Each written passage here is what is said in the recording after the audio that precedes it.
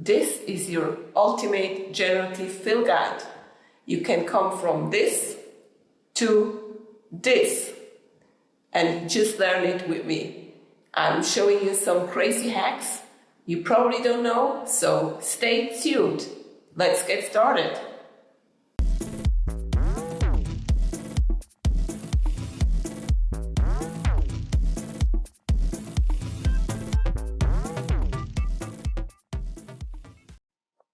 Before we start, make sure you have the beta version, the latest version of Photoshop.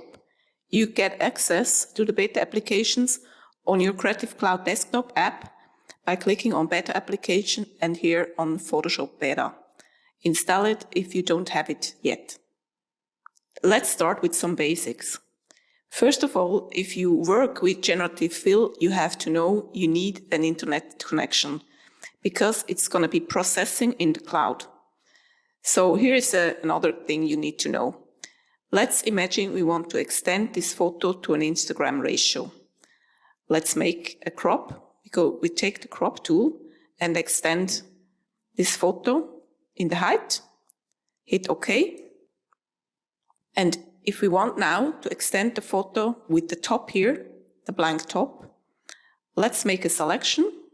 We overlap a bit because we need some information from the photo. We hit Generative Fill, leave it blank, and hit Generate.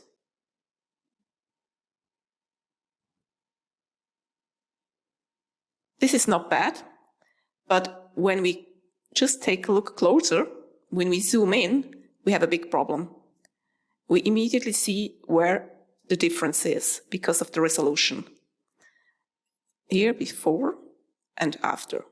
This is not high res. And this is the problem because the generated fill is maximum high resolution in the size of 1024 pixels each side. So what that means, we need actually to create little steps to create and enhance a full res pic. One thing besides, if you get a bit annoyed by this tool here, you just drag it down and we fix it here at this position. Again, this is a big problem what we are going to face. When we go to photo size, we see the whole thing is now 7,360 to 9,200 pixels. It's very big. And just the little part here we extended has about 7,360 pixels in the width. So that means that's far away from the 1024 we can make in one step high resolution. So what did I? I created a Photoshop action. What exactly solves this problem? While I'm recording this tutorial, I'm showing you two of my Photoshop actions, but there is more. Since recording this video, I've expanded my bundle to include 6 actions. And yes, there is an exclusive tutorial where I'll show you exactly how to use each of these 6 actions. The first one I'm going to show, because I'm going to start it now, what it makes. So this is the selection I created with 1024 pixels each side. I hit stop, then first of all, I'm going to move that to the right position. And if you can't move that in that way, it's because you don't have selected the right tool. Because when I use the selection tool, it's creating that. It's going to crop it out. If you create that selection tool, nothing happens. So it's very important that you select the rectangle tool, selection tool, as well here in the top with new selection. Not extended selection, not this reduce selection or not the difference. So it's important that you use that sign. So then can you move it wherever you want it. So we place it here and continue the action. And now it's going to continue the way as many times I did it, created in the action in the horizontal way. I created another action which does the same job but in the vertical way. Since this took a really time to do that, here is the result. When we scale in, we have that higher resolution than before. This is now, and that was before. It's really, really interesting how this works. So here is before, one step, or after. You can immediately see it, you know. So This is really important to know. And also, one point I want to mention. If you generate a fill like I did, I just reload the selection of the 1024 and move it. What is also very important, let's generate that.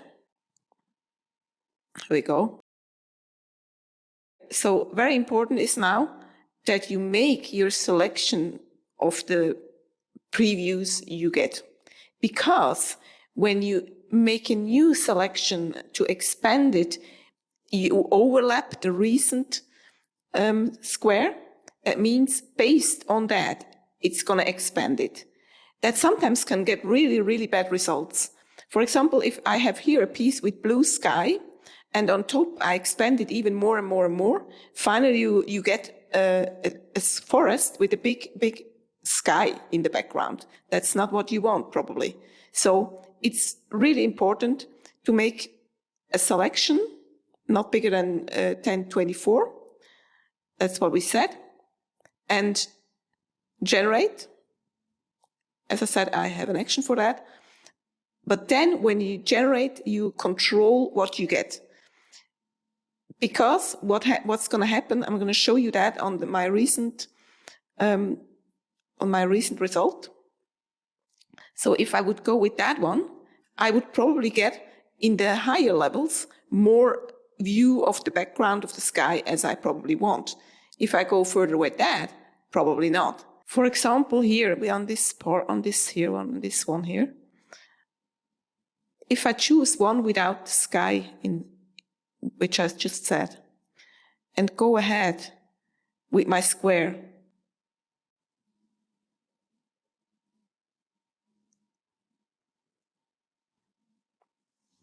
I go with this one. As I said, I don't want the sky, or even that one.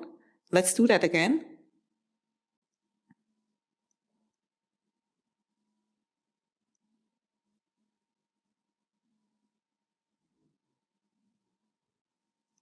The really weird results, actually. Let's do this again. This time I overlap a bit more to see what I get.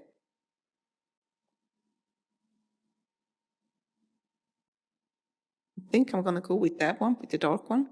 So now, if we compare this with that, what we had before, because we accepted the blue sky, it's completely different. So it makes sense, if you have a certain idea, to check the previews, the given previews from the generated fill, what you want to accept to go further, because it's based on what you select. When you want to change it later, you're going to get messed up. You have to do it all again. Here is another scenario. Let's imagine we want to have this green field, same as here, like the agriculture field. So let's forget about the 1024 pixels. We just make a selection of this part. We want to have the same like on the other side. Simply make a selection. I roughly do that and hit Generated Fill. And you will see it will be great. It looks perfect. It's doing its job really good. But we have the problem with the generated fill of the resolution. So it's sometimes mostly get a good result. But as here, if we zoom in, we get the result low res, high res, low res. So let's forget about that and we go back to our 1024 square. We can remove that for the moment. Let's do the same. Another fast way to create a rectangle like this is clicking with the rectangle tool and just enter the 1024, hit OK. Then you get the rectangle here. You click Command on your keyboard, click on the thumbnail here and remove the rectangle and go to the rectangle selection tool and move it to the way you want to have it. So let's do the same, because we then have to do it twice or 3 times even to get that done. I hit the Generated Fill, leave it blank again, and let's see what it's going to do.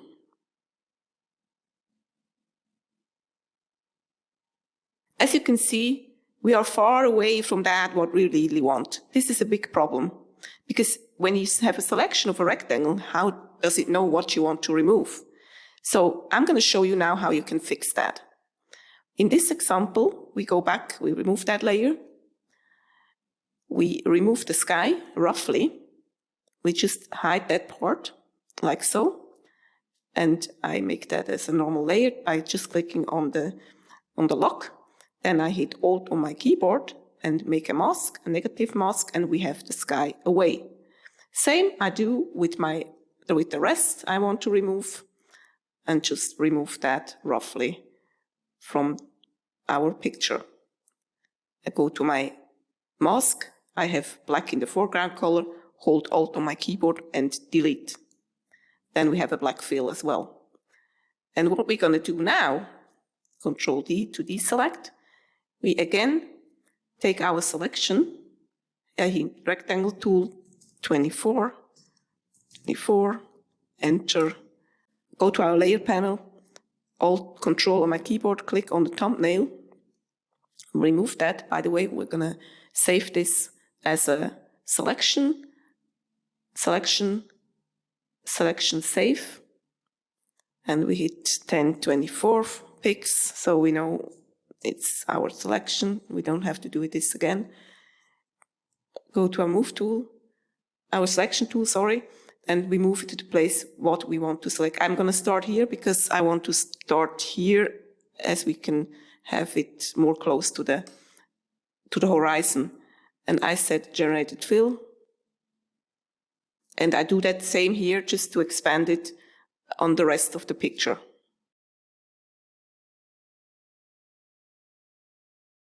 So now we're going to zoom in, and the resolution is definitely better. And what we can also do now, since we have this mask here, we click on the mask and just hide that part we maybe want to hide on the other generated fills. I think we go that, and we go to this one, and we maybe want to remove that one. So let's see how that works. Not too bad. And then, of course, we can still correct the sky and make it here a bit. I think I'm going to take 2 picks. Soft edge. I'm going to do it again, soft edge, because the horizon is never that sharp. So that's why I'm going to do that. And we go on that layer, and black is in the foreground color, delete, and Alt delete, and Alt delete. And we do it here as well. So I have it full. Control D to deselect.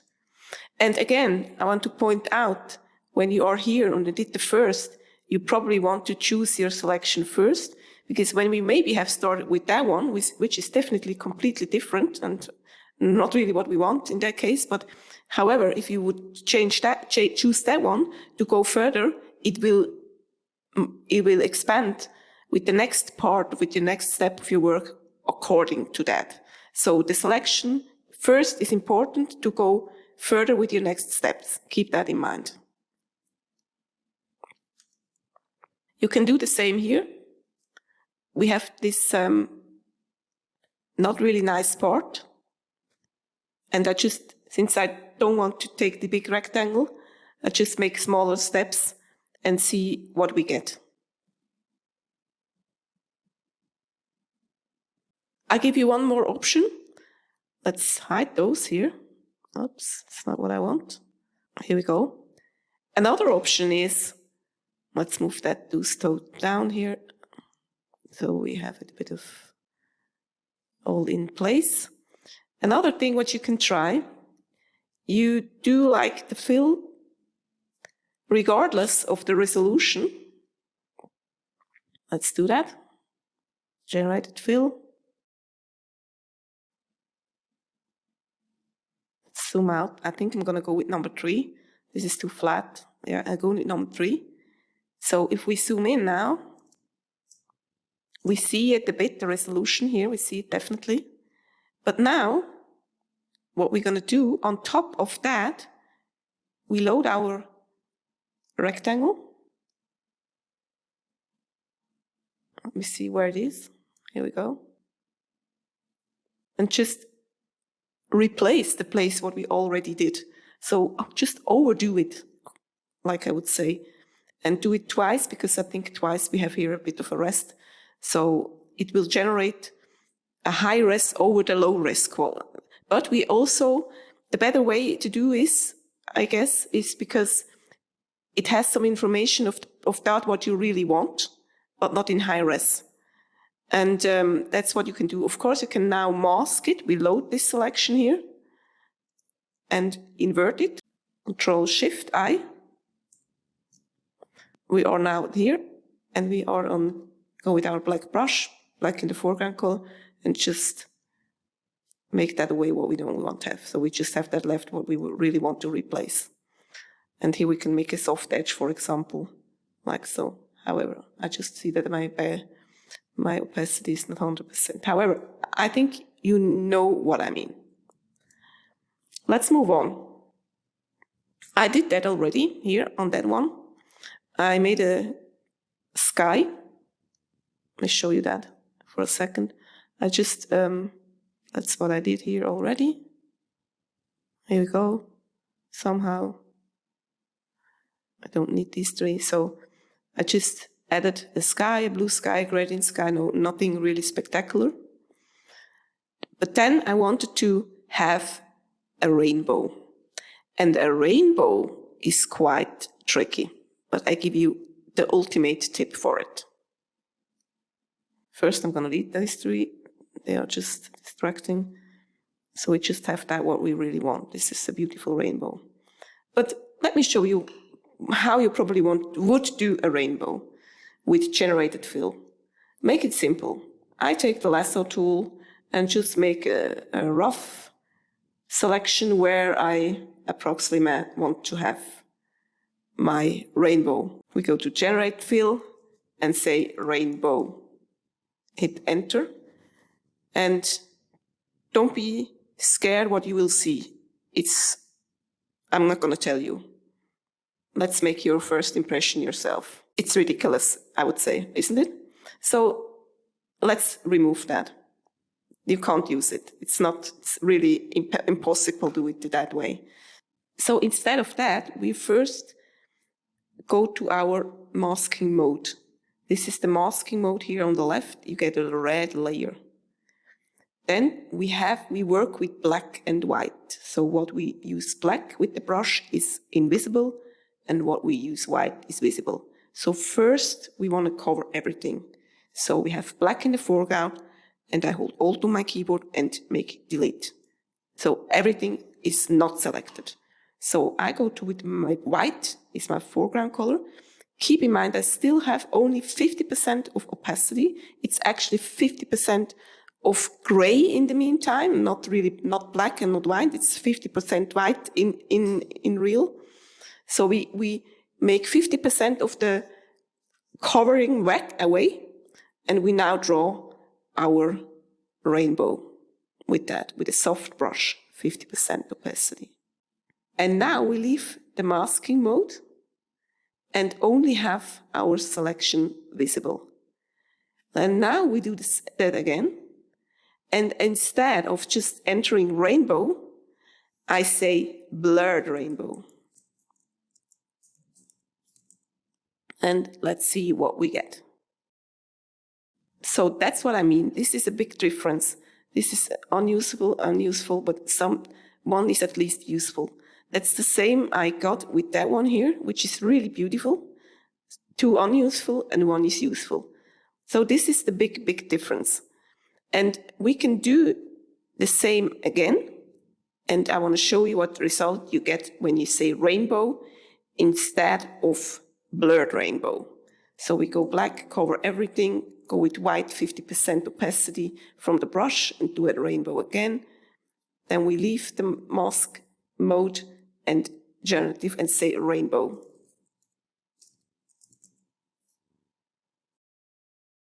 You get nothing even. So this is not that we want. There is another thing what you can check. We can just delete that one. This time, we're not going to take a soft brush. We're going to take a hard brush and do actually the same again. So we are still on that layer. Go to our masking mode, fill with black, take our white in the foreground color, make it a bit smaller this time, and just draw our rainbow. Leave masking mode, Generative Fill, and say blurred, or with this time it's just rainbow.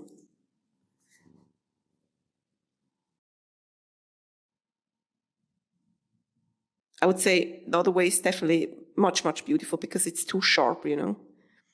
So interestingly, I have to tell you that Adobe says, currently the prompts used to description are supported in English, of course, but best results use descriptive nouns and adjectives in text prompts instead of constructive prompts like fill the area and create a scene. So with other words, they actually say, do not too much, just say what you want to see, not what you want to have it look like. So the blurry, when I said blurred rainbow, I was a bit surprised because I was expecting this is not going to change the result. So, but this is a way you can just do that. So here is another scenario. Let's imagine we want to add a boat to this composition, this really foggy composition. With the rectangle tool and make a rough selection and do the Generative Fill. Let's say boat. That's not really what we want. I'm missing the foggy style, what you should have, because it's foggy here. So let's do something else. Masking mode could be an option. And do the same. We go to masking mode, foreground color black, Alt and Delete to mask everything. Then we take the rectangle tool, and this time I want to add the boat here. Let's add the boat here. Then let's make the foreground color white. Then we go to Edit, Fill, foreground color, but only let's say 60% because it's foggy. Hit OK. Then escape the masking mode. Go to Generative Fill and edit, let's say this time, like sailing boat. We can choose boat as well later. But I think a boat would be better because of the shape. This was a mistake by myself, though this is going to get a bad result. Because the selection you make is very important. I come back to this topic later because this is really, really important when you have a certain idea what you want to get, what you want to generate. So let's do that again. We're going to take the shape again. We go to the masking mode, to the black in the foreground color, then Alt and Delete to fill with black. Then we change that to white in the foreground color, make a selection for our sailing boat like so. Then we go to Edit, Fill, 50-60% foreground color white. We escape the mode, then we go to Generative Fill and hit Sailing Boat. And let's see what that gives. That means the opacity, what you get of the fill is 100%, but the intensity is only 60%. It's sometimes useful when you don't need to have a full intense of a composition object. So I really like that. It's much, much better than what I got first time. This is what I want to say. But let's go back to the topic of how important selections are for the Generative Fill. So we are back in our forest we created. So let me show you how different the results get based on your selection.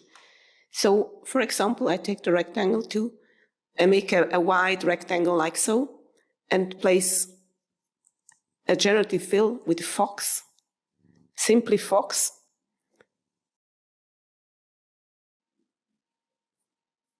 You get results like that. And let's make another selection. This time, let's hide that. Let's make a high selection, like a portrait version.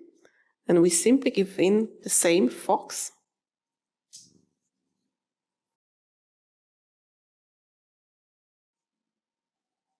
Then you definitely get different results and how we see really bad ones. This looks just awful. I don't know why this is horrible.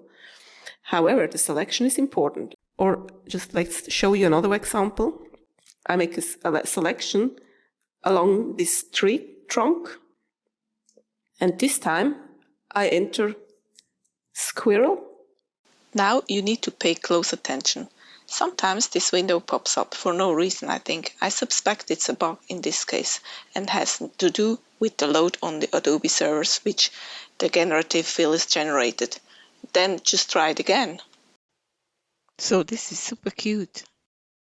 Another example is if you make a free selection, and for example, we say cat lying or sleeping. The difference is when it takes the shape to generate a certain result. If you make the shape different, you get another result, because the shape is kind of really important how you do something, you know.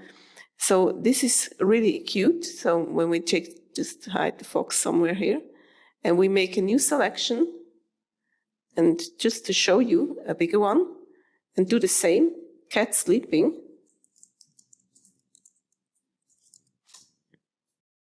So this result is really bad, but I also have to say it's also influenced by the layer below, which I didn't make invisible with the sleeping cat.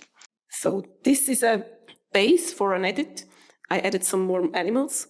Here's a deer, here's an owl, a squirrel, a falcon, a woodpecker. And now it needs some color corrections because sometimes they're just overcolored. And you have to make the color corrections. Generally, the match of the compositing from each object needs to match first, because before you do any edits or any finishes or any styles you want to add. Everything needs to match first, and then you can edit the whole composition to give a certain style or a certain mood. So let me show you that for a second. I just made them invisible, so you see that they're going to be very, very orange here. And also here the squirrel gets some weird colors, and he's here has a bit of a woodpecker here. I wanted to make it a bit more desaturated as it is, but especially here the fox, they are looking really weird with this color. So I did a basic, simple color correction to make them fit to the rest of the composition. There is another way you can do that, actually. Let me explain that shortly on that one here, on the fox. So here's the fox. This is the base, how the generated fill came in. And what I did, actually, I just add a color and saturation layer. But first I masked out the fox. I took the object selection tool. It's that one. Hovering over, click on it. That's going to be selected. And then I simply did a mask so that the color correction is only visible on the fox. If you don't do that, Control E to deselect. I'm going to show you when you don't do that, because Generative Fill is going to fill the whole selection. When you don't do that, I just hide the selection here. The mask here, you get everything like that. So it could be pretty much weird. Also, when you think you can do a clipping mask, it's not going to work. So you have to make it visible. I think on that one it's going to very, very much visible how this would look like when we're not going to do that. Just hide that one. So you see, it's a whole rectangle. So if we hide the mask, you have here the frame. This gets of all. And when you don't make a clipping mask, holding Alt and hovering over the layer here, you have everything in the same. So that's not what we really want. So let me show you that. That's everything is getting in the style. So first you need to make everything matching, and then you give the certain styles. That's how I work. The certain mood you want to reach. So let's go back, and I'm just going to show you for a second another way. Instead of the color corrections here, what you can do, I'm going to simply take that one here and just hide that. So we also have to make a selection on it, but first of all, on this space here, we have the selection. I just click Control here on the mask. Sorry, we have to take that one because of the mask. And we need to do the neural filter. So we go to Filter, Neural Filter, and then we say Harmonize, and we're gonna grab our layer, the base layer actually. You simply, it's that one here. So we get a bit of a less saturation. That's how you can do it also. But sometimes it's a good way just to do it manually. But it's basically both way work. But keep in mind you need to make a selection first, otherwise you get the whole correction on the rectangle. But this is a good base. It seems to be quite in harmony, so we could do a stamp up, Control-Alt-Shift-E, and convert that to a small object. And let's see what we can do with it. In Camera Raw and or Luminar Neo. But first I'll show you something else. Here is something what you only have in beta of Photoshop. In this taskbar you have now this panel with adjustments, and you go give these correction presets. If you press on more, you get some hover over presets, like we can open them all, and sometimes they're cool in addition to something or just like a nice preset. And I just want to show you how you can use that just to hover over and give you nice results. For example, I like the tones of that one, but it's definitely too less bright. So what is non-destructive, you get this folder here, and you can make some adjustments, like the colors is very nice, but it's not, the brightness is not really good working. What you also can do, because it's non-destructive, the preset we added, we can go on the brightness contrast folder, a layer, and we just hide the parts we don't want to see it. So I have white in my foreground color, and just to remind you, this is before and this is after.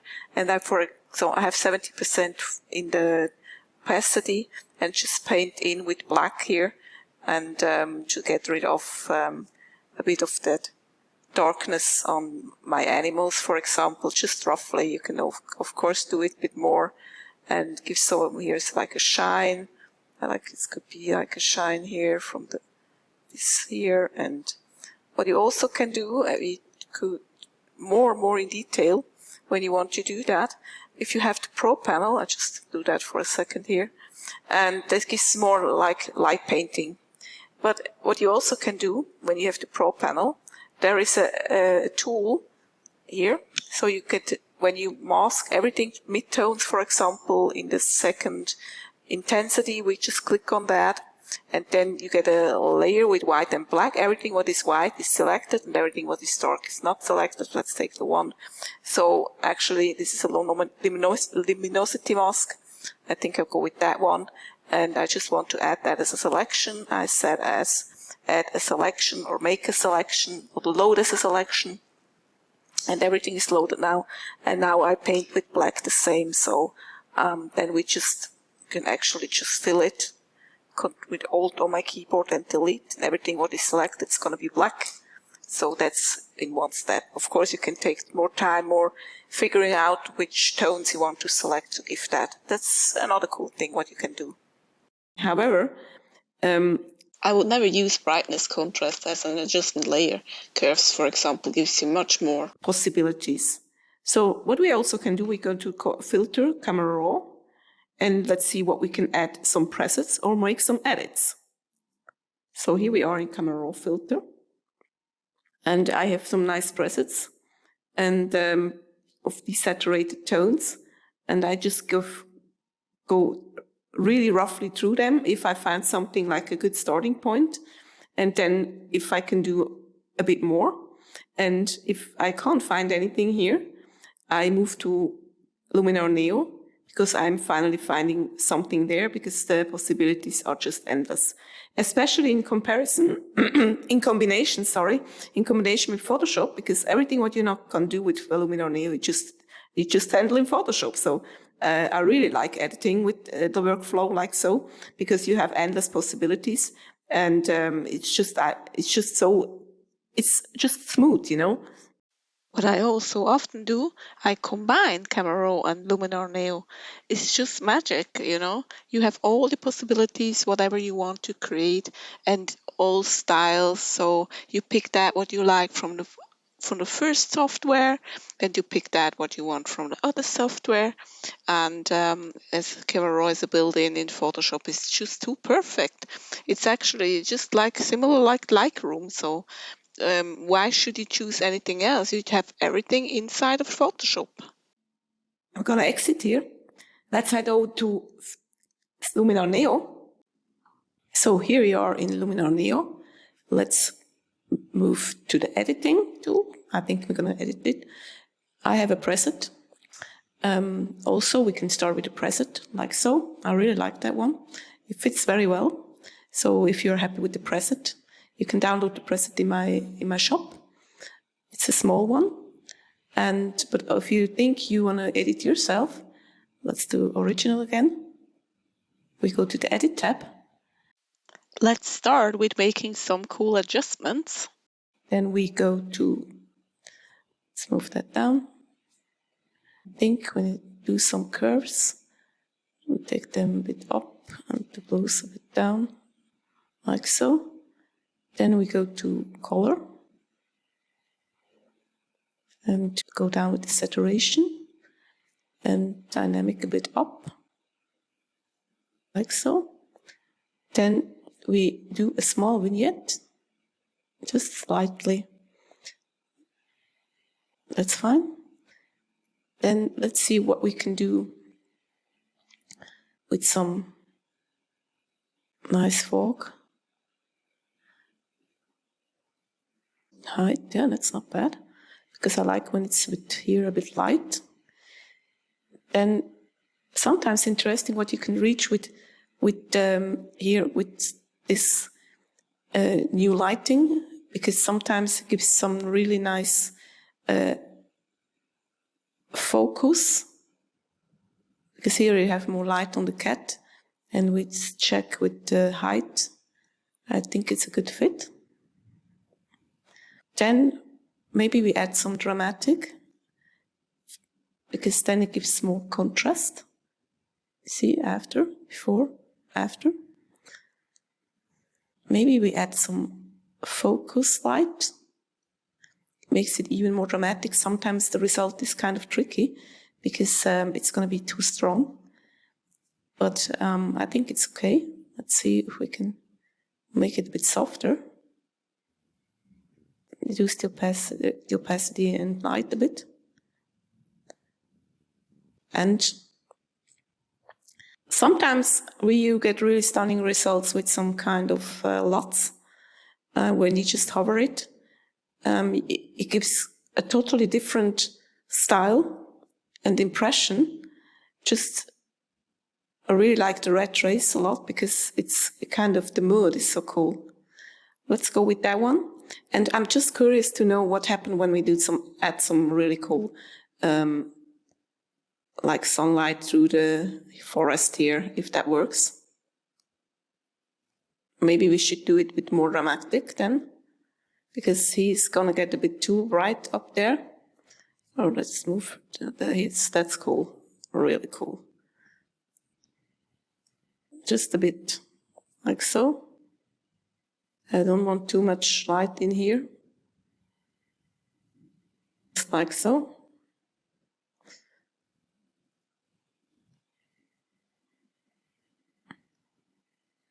The temperature of the sunlight is well, because we have a hand was desaturated. So let's see what we do. Let's take that one. And then I think I'm going to add a lux filter from the Pro panel, because it's a kind of cool finish. I always check that one at the final, because it pops it off. It pops, it gives the final touch of a pop. So we have the before, and now with the after. It's beautiful. And then we do on top, this is the filter we made with the presets here, with the preset presets. And let's do a flux. It gives some kind of pop. It's just a small one. It's cool. Isn't it beautiful? So that's what you can create. And if we just go down what we did, or how we started, what we started, maybe you remember, this is what we started with. And That's what we ended up. Something else. We have this beautiful moody forest here I want to place here in the background. A deer matching with the picture. So when I do that the normal way, by just grabbing my rectangle tool and mark where I approximately have in which size the deer and enter here deer, then we see what the result is in a second. Here it's perfectly matched. And when we do the same, more in the foreground, and do it like here, a bigger, and deer, do the same. It's actually, in this case, just too perfect, I really have to say. But sometimes you get probably results you are not very satisfied with. Here is an example. Let me show you how I started. I started with this picture. I just want to have that away. Then I created a gradient, move away the tree.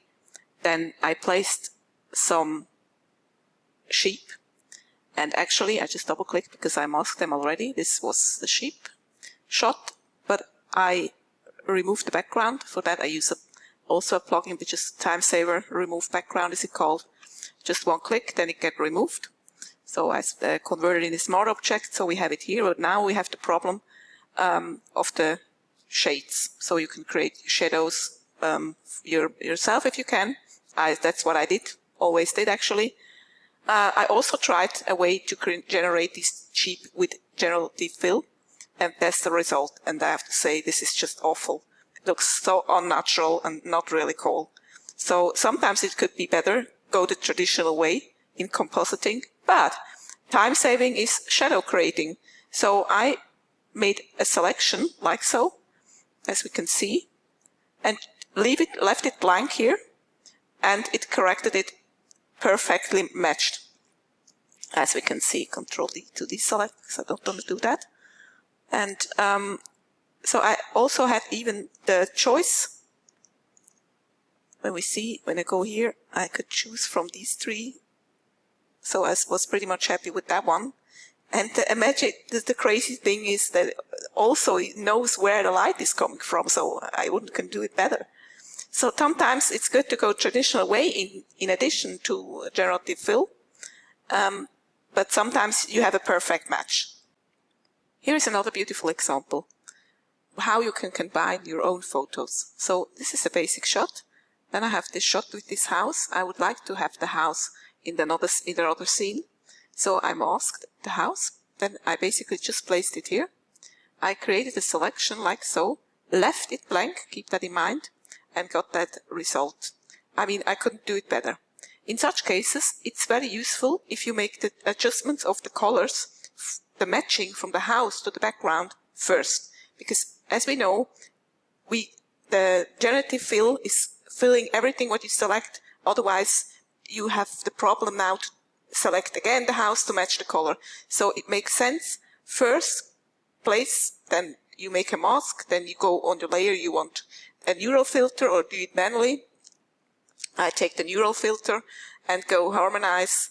I take the background to match the colors, and you can make adjustments. I think it's fine, probably a bit lighter, a bit brighter, so it's okay. And then I just create the selection again and throw the other way away, not to get confused. Generative Fill, leave it blank, and we just can hope it does the same job.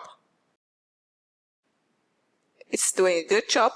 In this scenario, it's pretty much obvious what he has to generate. So you might have other scenes where it's much more complicated and you need to add an additional prompt. I want to give you another example. I already extended the image here because I want to have some ideas. Then I take the remove tool, the AI remove tool. It's a new one. If you can't see it, you go to these 3 points here, holding long, click long on this icon. If it's not showing up, then take the 3 dots, and then you will find it here in that row. You just drag it over in the folder you want to have it done.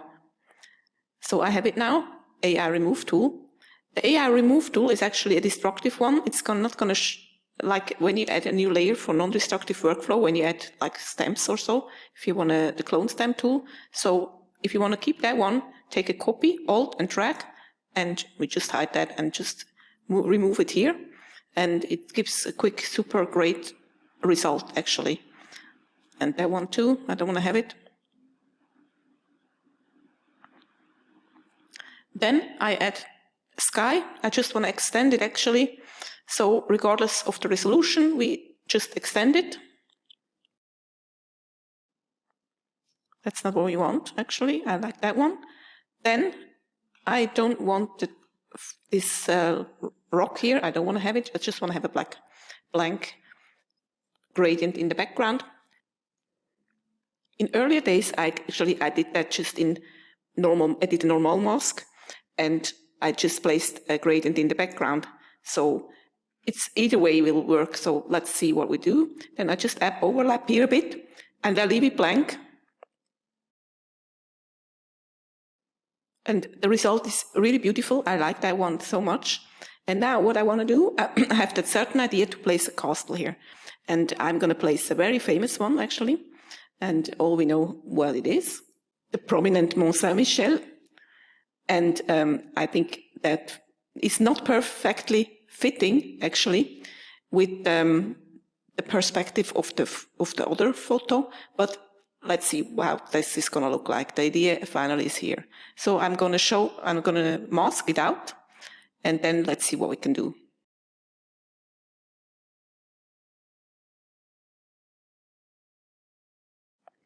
Here we go.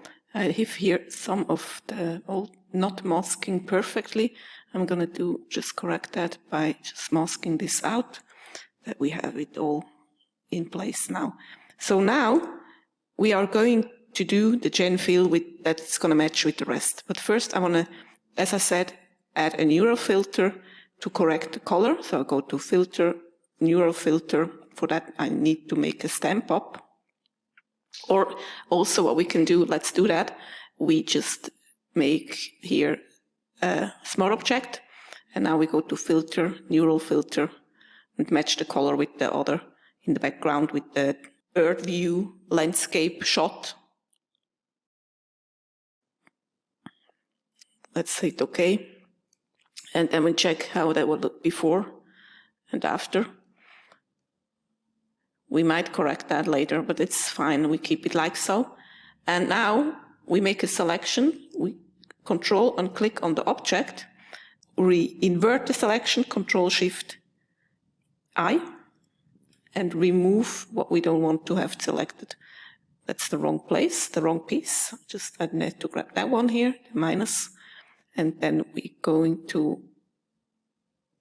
because here is the place where we want some Gen Fill, I guess. So we remove that one, and we keep a bit space here for the reflection.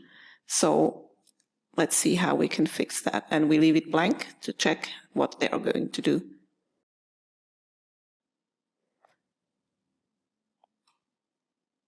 I mean, how cool is that? I really like that one. But let's try again. Oh my God, this is really cool. Not really, not really. This one's really good with the reflection here. It's incredible. And let's imagine we want to have another moon. So I go to my brushes, take a moon here. Here are some clouds. And basically, by the way, you can also buy some cloud brushes in my shop. But I'm going to go with, let's go with that one. Or let's take that one. And then we select a color from here, I guess, because it's matching with the picture. And make a really small one, just like here. And then we can play with the opacity. I mean, what would you say? Isn't that beautiful? So this would be, in my case, it would be my basic shot until I get to edit it, because it's just, I think you can enhance that incredibly to make it absolutely amazing. But in that case, I would probably take the moon away, just make a stamp up, and on that I go with Luminar Neo or with Camera Raw. So that's also a very good way to combine your own shots. But everything is really possible now, and you don't have that Photoshop skills as many probably you should have before. So I would say just try it out and have fun.